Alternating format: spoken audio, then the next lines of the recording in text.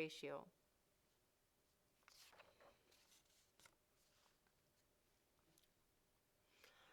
Let's tabulate again. Another example is a blank sheet of paper. 2 NO2s in equilibrium with N2O4. Complete the table and determine Kp and Kc.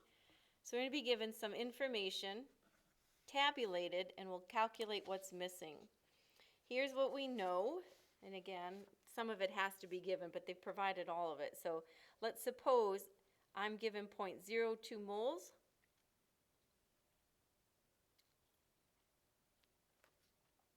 This value is given as a 0, and we have to be given one or the other concentration at the equilibrium value.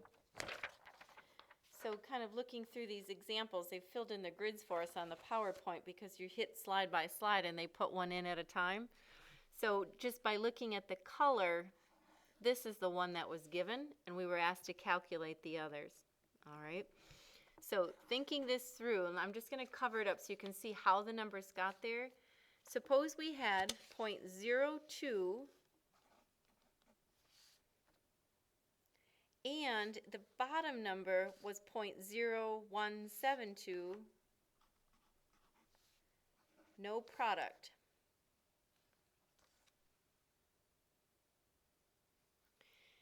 The ice box here, initial change equilibrium, is concentration units, so that will get us Kc.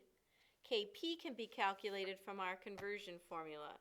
So just to get us in mind, we can calculate how much it changed by. That had a 2 in front of it for the coefficient, right? That's where the 1/2 of that value came from.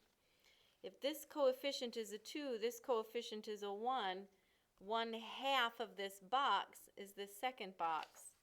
So we determined 0.02 minus 0.0172 would be the difference in the concentration. Reactants were consumed, that's why it's a negative sign. The difference between initial and equilibrium, 0.0028. So that's the first step in filling in that column. I know initial, I know equilibrium. The difference between those two got me the change. Notice the coefficient is the 2 here. The coefficient is a 1 here. 1/2 of 0.0028, want over given. 1/2 of 0.0028 is 0.0014.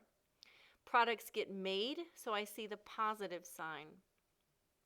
If I had 0 and it went up by 0.0014, the equilibrium concentration can be found 0.0014 molar units.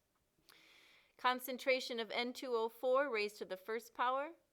Concentration of NO2 would be squared. We plug in and find a value of 4.7.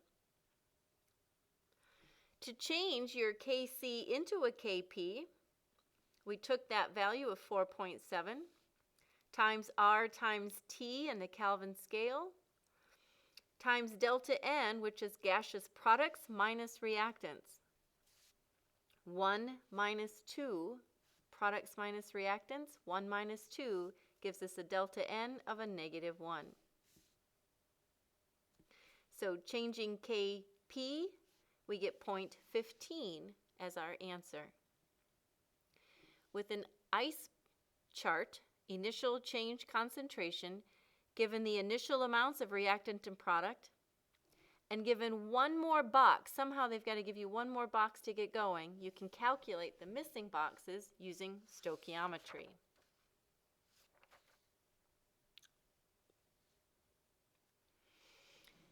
Second trial was done, same equation, 2 NO2s makes N2O4, but this time they started with all product and no reactant.